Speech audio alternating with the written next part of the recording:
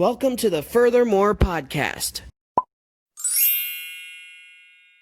Hey everyone, you do not want to miss this. I am super excited to be with fellow comedian Rachel Dunbar. Rachel has been featured on Comedy Network Live, and Rachel and I, we both did a show together on a Sunday brunch time. Rachel, how are you doing? I'm doing all right. How are you? Awesome. I'm doing well. So Rachel, why don't you tell us about your comedy origin story? So our viewers are very diverse. We've got comedians, artists, musicians, professionals, all kinds of folks. So tell us what got you into comedy. It makes you sound like a superhero, the origin story. So it's actually kind of interesting. So I never thought comedy was for me. I always watched it. I was like, oh, that looks kind of cool. And it honestly wasn't something that was on my mind. I always was into music and singing and playing. I auditioned to be a student at the Berklee College of Music. And of course I didn't get in. And, so that's always the path that I thought I was going to take to the world of entertainment, I guess. And then I was a freshman in college, and this was about 2012 or spring of 2013. And I was sitting in the library and I was doing homework, and I had Spotify, and this playlist popped up on my Spotify homepage. It was something like April Fool's. It was this playlist of a variety of different comedians, and most of them are from today. So there's Amy Schumer and Mike Birbiglia and Wyatt Cenac, and they had some older bits in there too. But it was just a smorgasbord of different people, and I was just sitting there, just listening to it, doing my homework, whatnot. And I was like, I could do this. I don't know what came over me, but I was like, I can do this. I don't know why. I was like, whatever. And the thing was, people don't really talk about this, but I was having a really hard time my freshman year of college. I was having a hard time just adjusting and, meeting new people and things like that. And so I was having a really hard time the spring semester of my freshman year. Right. And over the summer after that, I thought, I'm coming back, but I want to make some changes. I don't like being miserable like this. What do I want to do to make a change? And I was like, why don't I start doing stand-up comedy? Because on my campus, I went to Wheelock College in Boston, at the school formerly known as Wheelock College. It got bought out by BU. It's very, very sad. There was a group on campus, a student organization called FLOW, which stands for the Fundamental Lyricists of Wheelock. And it was mostly a group of not stand-up poetry. What is it called?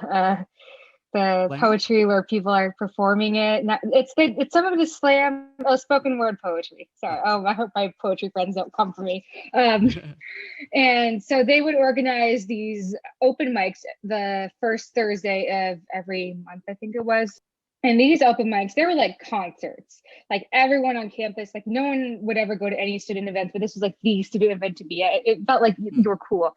And actually, there were a couple comics that would do the open mics. So James Husey, who is a Boston comic, he's pretty well. He would come there and he would do comedy. I was like, oh, that's kind of cool that we could do comedy. It was all sorts of types of performances. There was music there, so I wrote a couple songs and I did those at the open mic too. And I was like, maybe I could do comedy here. I sat down and I wrote a set, and so I'm adopted. My parents are white, and so I thought this is a really great. This is just the gold mine of material I'm just sitting on right here. So I wrote something. I was like, I had never taken a comedy class before or a workshop or anything. I this is just me, almost stream of consciousness, to be honest. And then I was like, okay, here we go. And I was like, this could either go really great or really bad. And it was funny because I would tell people, oh, I'm going to do stand-up comedy. They'd be like, okay, really, they wouldn't believe me. Because I remember specifically a friend of mine, I was at the open mic. She's like, okay, what are you going to do? She's like, I'm going to do stand-up comedy. She's like, I was like, damn. So I went up and I did really well. I killed. And it's weird to say I killed it at open mic because that's stupid. But everyone loved me. I was like, wait, am I good at this? That's weird. And then so I started doing it more in college, and then it was sort of on and off from there. I didn't really start doing like real comedy open mics until like my senior year of college. It was my first time, and I did this little open mic at this place I live in Boston, so it's in the Jamaica Plain area. And I took a break for a while because I had some stuff that I was dealing with, like an eviction case and dead bugs, shitty roommates, stuff like that, not fun. And I was like, and for a while I was like, maybe I could do a bit out of this, like comedy from pain. And I was like, no, I'm in way too much pain right now. But then I think it was like the like January of 2019, I was like making like real New Year's resolutions. I was like, one of them was like, I want to get back into comedy. I want to actually do it. And so I started getting back from open mics. Never the idea of getting booked on a show was never something that like never occurred to me. Excuse me, until this woman that I met through open mics and stuff. We decided to hit up a show in Boston that used to be held at the Improv Boston Theater called Queer Comedy Hour. And we saw the show. We hung out with the host, who was really awesome, Chloe Cunha. She was like, you two are comics, you're queer, like we got to get you on the show. I was like, what? And then so I think like May of 2019, that was my first ever show. And my goal for comedy that year is just to get booked on one show. Like, I'm gonna be happy if I'll die happy if I just get booked on one show. And so I did, and then I started doing it more and doing more open mics, meeting new people, and getting booked on more shows and even more shows. And here I am, like just still doing shows. So right now I'm kind of on this juggernaut right now, and I'm not really stopping. So awesome. That is fantastic. Something that really stuck out to me, like I didn't start comedy until just about I'm over a year in. And so I wanted to jump ahead to one of my questions. So I understand that you're a teacher. Could you talk about just like balancing? Could you talk about balancing comedy and the work that needs to go into comedy with like your other commitments? Like how do you keep that stuff balanced? So something that I find really interesting, this is actually something I learned about myself in college, actually, is I function a lot better when I have a lot of things going on. It sounds weird, but I'm more productive when I have a lot of things going on and I'm forced to try and manage my time. When I have nothing going on, I don't do anything. It's so weird. You would think it'd be the opposite, but I don't know if it's just my executive functioning problems that I have or something like that, where I just don't feel motivated to do anything unless I have like 50 different things going on. So, and for me, honestly, I love teaching. I love working with children, but I always feel like I need something to subsidize my life and fulfill me in a different way. I think if I was just to teach at school and then come home and do nothing, like that would be kind of sad. And so I love having something else in my life that kind of fulfills me. And it's kind of like the second shift in a way, where I'm like teacher Rachel, then I go out, and then I'm like comedian Rachel. So it's kind of fun. And I think, I definitely make it work. I definitely I feel you, like it's like you stay out late, you're tired the next day. Last night I had a show that didn't start till 10:30 and I didn't get to go to bed till 12. I had to wake up at 6 the next day and go to school and teach. And, it was tough, but, I tell myself, this is something I love to do. And, you make it work. You make time for the things that are important to you. And also the great thing about being a teacher, especially kindergarten, is like I get to go into the classroom, do whatever I want with the kids. And, I'm like, okay, today we're just going to go outside and play all day, instead of, if I'm like too tired, just. Right.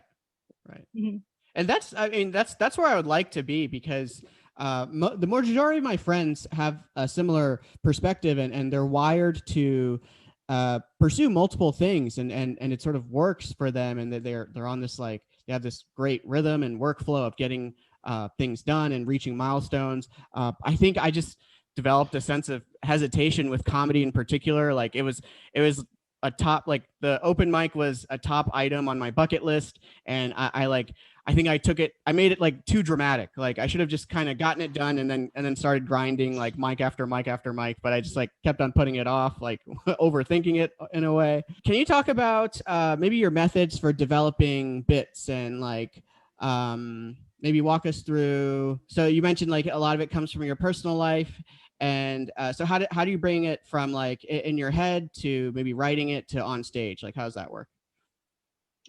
So I think the great thing about having ADD is that you're never short on material. Or just think about 50 different things, and it, it's weird. And I'm always thinking about just weird things that are just going on in my head. And I told some, so I was doing this little event. It wasn't a comedy event, but it was this event for like queer people of color, and it was like who were performers or artists. And I was gonna go up on I was performing there, and the woman that was running it, she had me fill out this questionnaire, and one of the questions was, why do you do what you do? And I said, I do comedy. Like, I meant it as a joke, but I was like, I do comedy because I have so many thoughts clanging around in my head that to say them on stage is a cathartic release, which is true. And the way that she read it, she's like, Rachel Dunbar does comedy because she's got so many thoughts in her head that to say them on stage is a cathartic release. It was just the way that she said it was just funny to me. But it's true. Like, I have so many. It's cathartic for me because I'm sitting here. I've had so many thoughts in my head. I'm just sitting I'm like Jeffrey Dahmer made the gay community look really bad. Like that was just like a thought that I had in my head, and Right. I'm like, who? Like, I need to talk to somebody about this. And so, why not make it a bit? And there's things that happened in my life, like you said, like being adopted, has really shaped who I am, the way I see the world. And that's something that's really interesting if you're a member of like a marginalized group, if you're a person of color, or if you're like a white woman, or you're queer or whatever. A lot of that really shapes the way that you see the world and the way that the world sees you. So it's that perspective that I find really interesting. And so much of being adopted has shaped my worldview. So that's a huge part of it. My parents are a huge part of it, because I personally feel that as someone who was raised by white people, I have a different perspective on white people than other Black people and people of color have. So I think that's something that's interesting I bring to the table, because I see a lot of other comics of color like, oh, white people don't season their food, like I think, which is kind of like overdone. And like I'm not offended by it, but I'm like, first of all, they do, but it's just like, I don't know, I feel like it's been done to death. I feel like being behind enemy lines kind of gives me a different perspective. Gotcha. But yeah, and I also I talk about I sometimes talk about teaching a little bit. And I do have to be careful about not being specific with names, or obviously, but I talk about some weird stuff that happens as a teacher. And then just sometimes there's just like the weird thing that I either like remember, or my childhood. And, like one time when I was little, my mom gave me a suppository, and I didn't remember. I like blocked it out until very, very recently. I'm like, oh wait, that happened. Okay. you know so it's just a lot of it is just the thoughts that come into my head. And for me, it always starts off as like a seed idea, right? Like sometimes it's just an event that happened. So it could be just the premise, like my parents are right, or one time my mom gave me a suppository, or just a thought that a passing thought, like, oh, Jeffrey Dahmer made the gay community look really bad. And then you start thinking, I've worked with people like the who, the what, the when, the where, the why. Why did Jeffrey Dahmer make the gay community look bad? How did you feel when your mom, shoved a pill up your butt? Just things like that. Like, what is it? What's so special about having white parents? So you go from there, and sometimes I just get an idea, I'm on a roll, and I just take up my notebook and I'm just like writing. Right. And for me, it's really helpful to workshop with people and just meet with them and say, this is what I have so far. And then they help you kind of develop it a little bit more.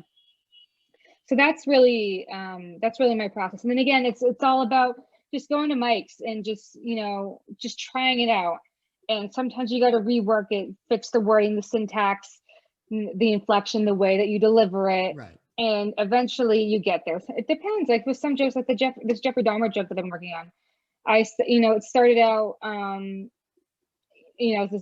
back in like late August, and I've been working on it up until like this past October.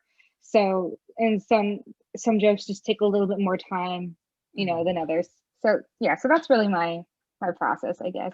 Definitely. Yeah. I think what stuck out to me is the who, what, where, when, and why. Like, I really like that structure. It's so simple, but I mean, I think this is the first time I've ever heard it come up in like a comedic creation, kind of like context. And it's so simple and, straightforward. Yeah.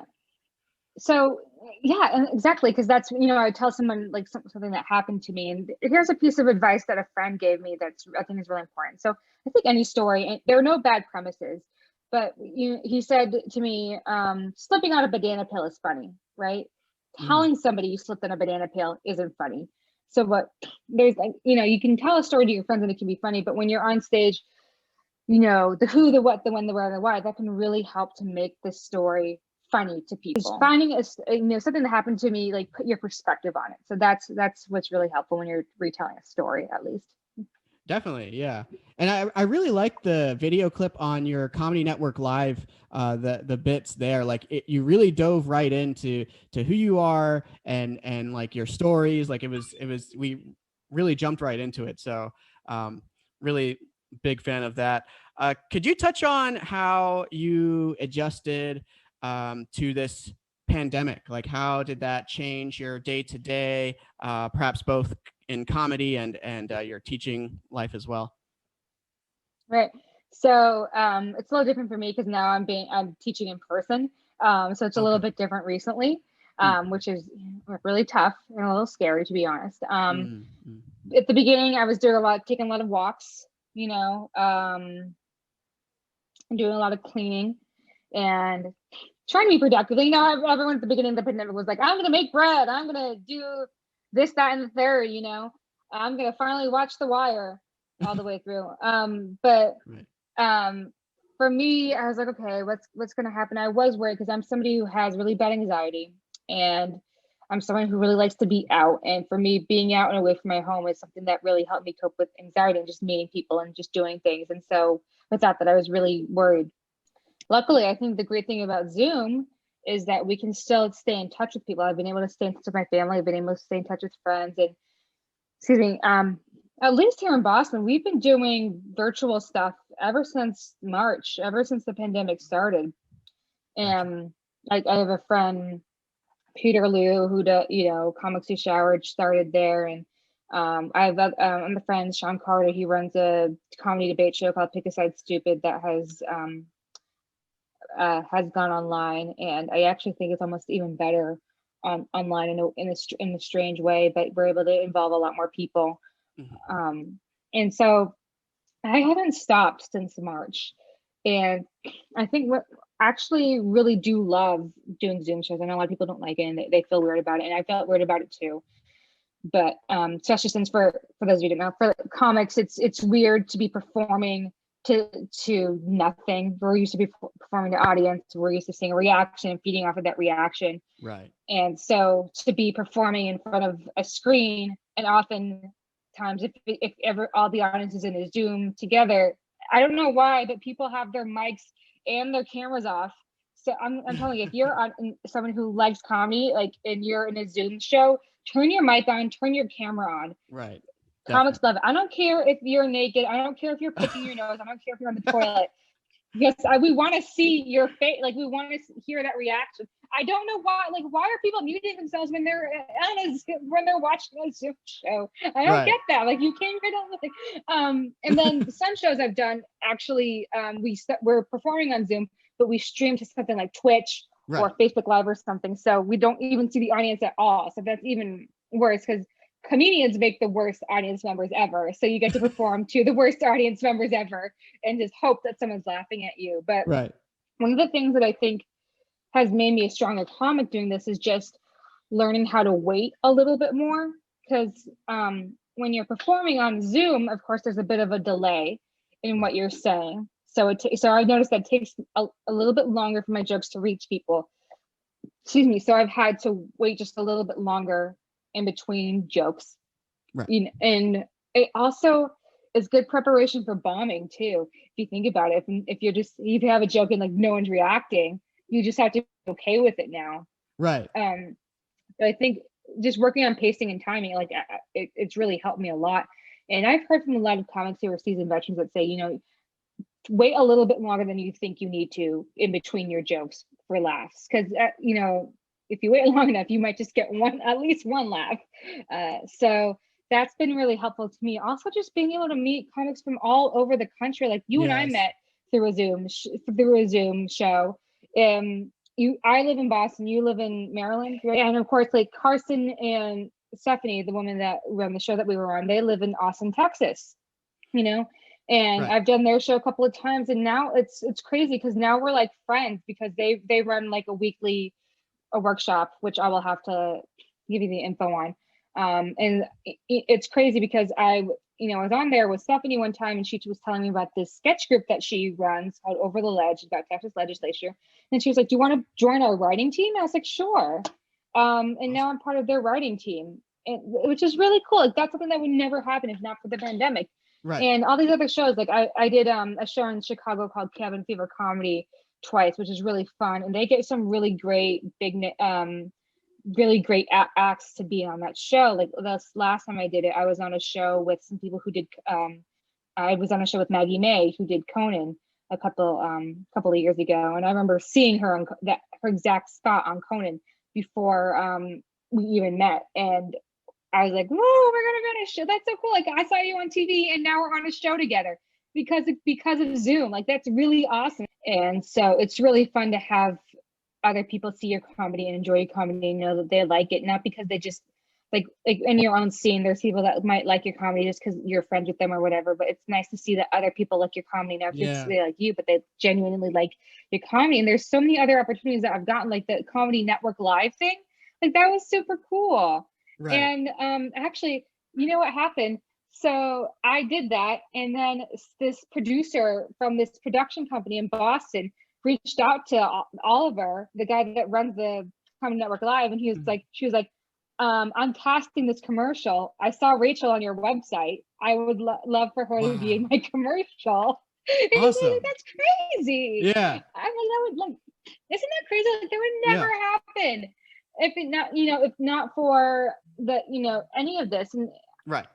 It's not to say like, "Oh, I'm so happy the pandemic happened. I'm so happy everyone's in quarantine," because I know it's a struggle for a lot of people, and it was a struggle for me too. But I'm just really, both of those things can be true. It's really been a struggle for me and a lot of other people, but I've been able to get some really great opportunities, and I'm just so happy because now I feel like my worldview of comedy has expanded so far beyond Boston, because I used to have these milestone goals of like, I want to play at this club in Boston, that club, and I'm like, now I want to go and perform comedy all over the country as soon as things, whenever that will be, whenever things open up.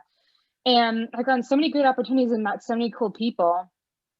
And I if you're a comic and you're like, "What do? I haven't been doing comedy since March." I would say just find a virtual show, join the Displaced Comedians Facebook group. Yeah.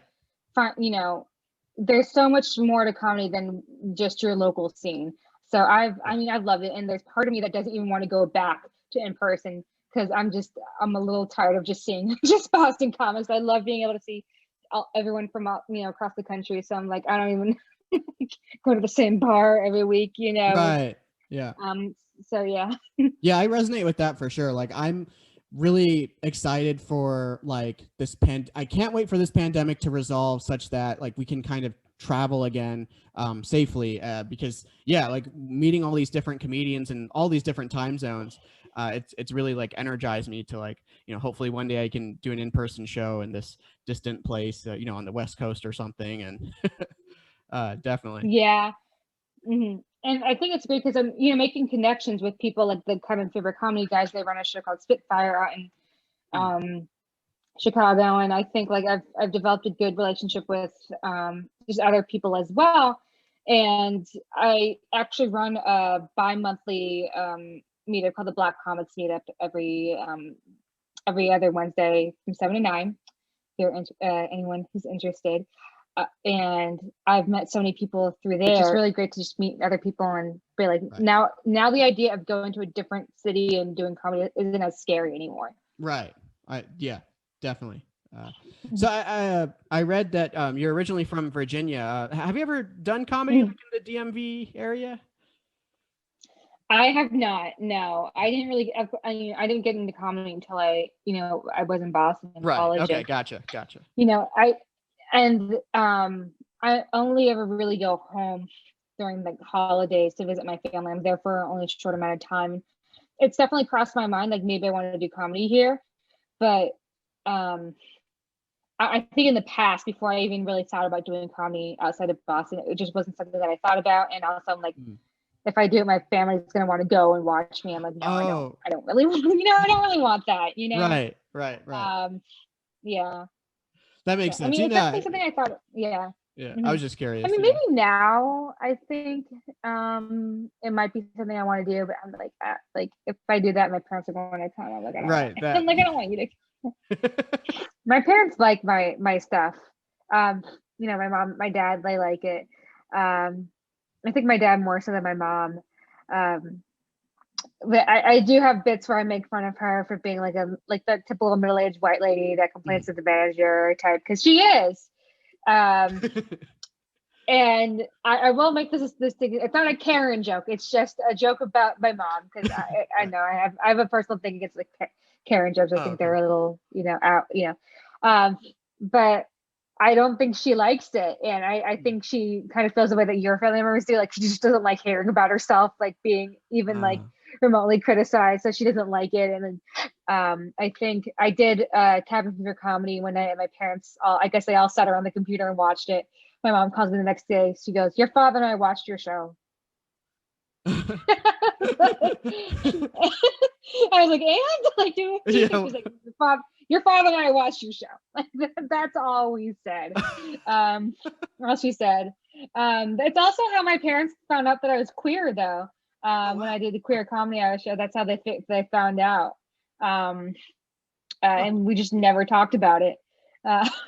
Oh, wow. Um, um, so yeah, that's how I came out to my parents, I guess, in a way. But yeah, I just think parents watching you, it's weird. And it's funny thing is my parents, especially my dad, are so into it and they find it so interesting. And my dad tells everyone, he's like, "Oh, Rachel, that's comedy." Blah, blah, blah. And I kind of wish he wouldn't sometimes. I don't know. I just like it just feels weird. And I know he's proud of Huh. me. He thinks it's really cool. And I think in another life, I think he would have wanted to be a stand-up too, because he is really funny. I think he's the reason that I'm funny. Um, but I don't know. It's just weird. Like I just don't know if I want to have my parents watch me do comedy. And the thing is, like my comedy, like it's not crass. It's not terrible, like inappropriate. It's just like a weird thing to have your parents watch you do. I Right. don't know why. It just seems so strange. Like It I have is. no Yeah. problem doing it in front of perfect strangers, but like if your Exactly. parents watch I don't know what it is. Right. Um, it's just a little weird. So Right. And I definitely resonate with being able to do comedy much more smoothly in front of complete strangers rather than parents and really folks that know me in any capacity. Because I wonder if like the comedy is structured for like the audience it's intended for is like strangers that don't know you and yeah, the bits that are coming out are to like tell them who we are and yeah. absolutely. Right. Hmm. And so, yeah, absolutely. It's to tell people who you are and your perspective on things. And so, I guess it is kind of weird seeing having your friends see you do it. Right. Um, it is a little weird. I think I've had a couple of friends see me do it. I had my sister see me do my first show. And my cousin went to. So that was, I mean, it was fun. It is weird though. Like I feel more comfortable doing it in front of strangers than other people. I used to invite people to come see me at open mics, which I really wish that I did not do. And it's Mm. just like, when you're first starting out doing comedy and open mics, you're like, this is so exciting. This is something cool that I'm doing. It's funny because I go to open mics and I see all sorts of people bringing their friends, which is great because I'm like, I love having an audience, Right. but like you do not want your friends to see you at an open mic. I don't care where it is. I don't care who you are. Just do not bring your friends to an open Open mic. mic. Yeah. Yeah.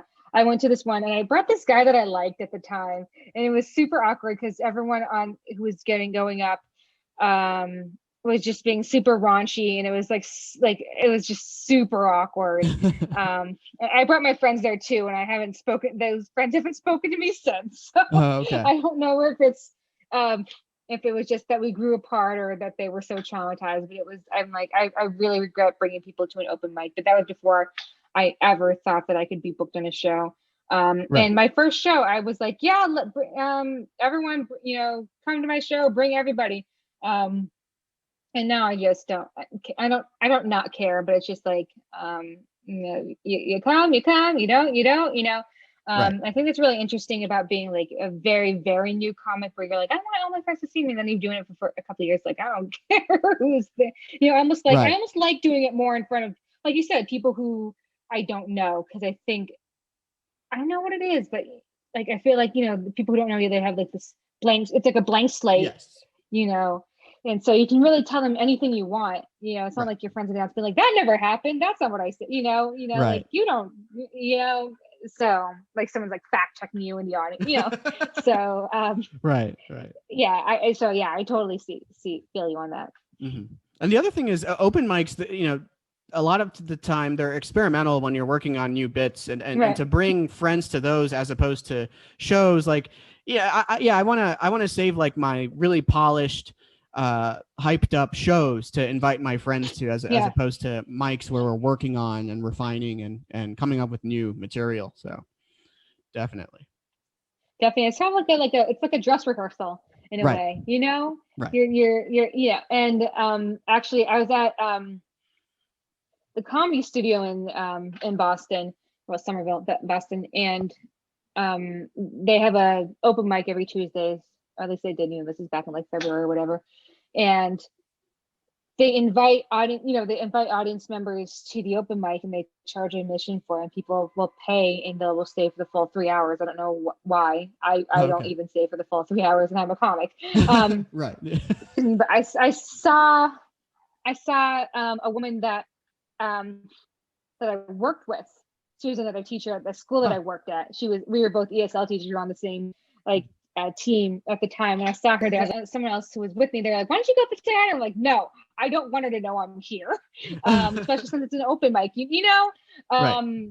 And luckily she left before I went on, but but I was like, I'm so glad too, because I was like, I do not want to do comedy in front of especially my coworkers. It's just that, because that's another thing. It's almost like your family. Like, you don't want your coworkers to know that you do comedy, because then all they're gonna do, because first of all, I don't know what it is about me, but whenever I tell people I do it, they don't believe me. And I'm kind of annoyed about that, because they're like, wait, you do comedy? Like, I don't know what people, I don't know why. Maybe some of your viewers can maybe tell me why people are so surprised that I do comedy. I don't know if I'm that funny in person. Maybe that's it. Like I'm so much better on stage or writing. I don't know if it's just my ADD. Like I think of like funny things like well after a moment or whatever. And I just feel like I'll get met with skepticism, or then people will see me and then that's what they want to talk to me about. And I kind of I know we talked about that work-life balance before, and I feel like I think what makes that work-life balance happen is keeping those worlds separate for me. And I would like to keep those worlds separate. Mm-hmm. I used to work in the Boston Public School District. Now I work in the Cambridge Public School District, and I'm a little worried about things opening up, because a lot of comedy happens in the Cambridge area. Like that's where the clubs are, and that's where a lot of a lot of bars, who do comedy there. So now I'm worried that I'm going to go perform there, and that there's going to be like a parent of mine in the audience. I see. Okay. Comes next day. Oh, Miss Dunbar, I saw you. Like, yeah, now it's going to be like weird. But yeah, again, it's just that's one of the things I would love about being able to travel, is like being able to go to a place where like nobody knows me. Yeah. Definitely. Mm-hmm. Well, awesome. This is fantastic. Yeah. Anything else you wanted to touch on, or?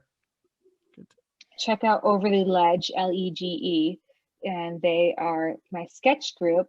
And I think that's it for me. But you can follow me on Twitter and Instagram at Miss Rachel Dunbar. Yes. And yeah, just follow me on Twitter. Put me on your podcast. Great. Definitely. And And yeah, just check me out. I'm going to be all over the internet because I can't go anywhere and the internet is not going anywhere. So Right, definitely. there you go. Awesome. Well, thank you so much, Rachel. I'll have Rachel's information and social media in the YouTube caption below. And yes, thank you for coming on.